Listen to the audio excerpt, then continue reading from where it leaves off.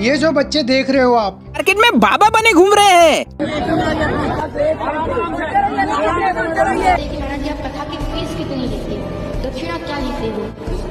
ये छोटे बच्चे जो ज्ञान बांट रहे हैं। देखिए महाराज जी, आप कथा की फीस कितनी लेते हो, दक्षिणा क्या लेते हो?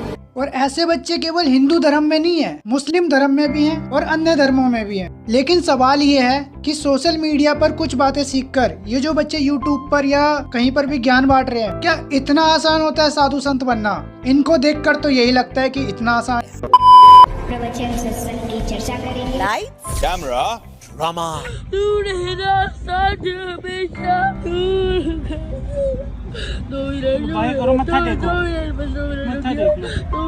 वैसे आपको बता दूं, असली साधु संत बनने का जो सफर होता है वो बहुत ही मुश्किल होता है। सबसे पहले एक गुरु की खोज करनी पड़ती है, उसके बाद दीक्षा दी जाती है जिसमें आपको नया नाम और नई पहचान मिलती है। आपको सांसारिक जीवन त्यागना होता है, संयम रखना होता है और ब्रह्मचर्य का पालन करना होता है। सांसारिक जीवन से दूर होना पड़ता है, अपने परिवार से, अपने घर वालों से, इन सब से दूर होना पड़ता है। कई सालों तक धर्म ग्रंथों का अध्ययन करना होता है, ध्यान और योग करना पड़ता है। केवल तपस्या करने में ही 5 से 10 साल लग जाते हैं। फिर उसके बाद और भी चीजें सीखनी होती हैं और अपना पूरा जीवन भिक्षा पर जीना होता है, यानी दान दक्षिणा पर। और आपको बता दूं, दान दक्षिणा में कोई आपको पैसे नहीं दिए जाएंगे, आपको फल फ्रूट या खाने का जो सामान होता है वो सब दिया जाता है। पैसे इसलिए नहीं दी जाते क्योंकि साधु संत जो होते हैं वो मोह माया से पूरी तरह दूर होते हैं। ना ही ये कोई सोशल मीडिया पर आते हैं और ना ही इन्हें कोई मतलब होता है इन चीजों से। इसके साथ ही ये किसी भी राजनीतिक पार्टी से और ना ही किसी संगठन से जुड़े होते हैं। इनका जो सफर होता है बहुत कठिन होता है। शारीरिक, मानसिक, सामाजिक और आध्यात्मिक तौर पर इन्हें काफी मजबूत बनना होता है। ये सारी प्रक्रिया से जब गुजरते हैं तब जाकर एक असली साधु संत बना जाता है। और आपको बता दूं, जब आप एक असली साधु संत के पास बैठोगे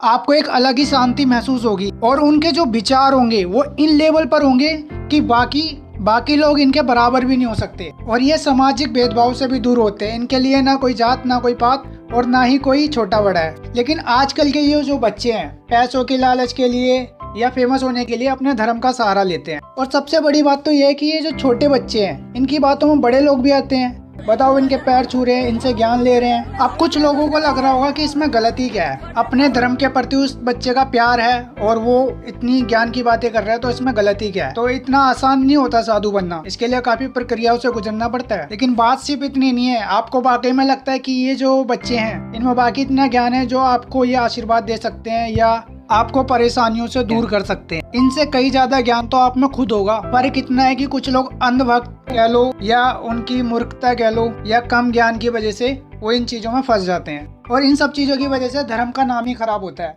और इस तरह दूसरे धर्म के लोग भी एक दूसरे पर उंगलियां उठाते हैं कि देखो तुम्हारे धर्म में ऐसा होता है, तुम्हारे धर्म में वैसा होता है। ऐसा बस इन लोगों की वजह से ही होता है। और केवल छोटे बच्चे नहीं, बड़े बड़े बाबा होते हैं जो पाखंडी होते हैं, जो अपने आप को ज्ञानी महापुरुष कहते हैं, अपने आप को भगवान का रूप बताते हैं। तो इन लोगों से बचना चाहिए आपको। असली साधु संत की पहचान होनी चाहिए आपको। और चाहे तो आप अपने घर में ही खुद धार्मिक ग्रंथ पढ़ सकते हैं। उम्मीद है ये जानकारी आपको पसंद आई हो। मिलते हैं अगली वीडियो पे। धन्यवाद।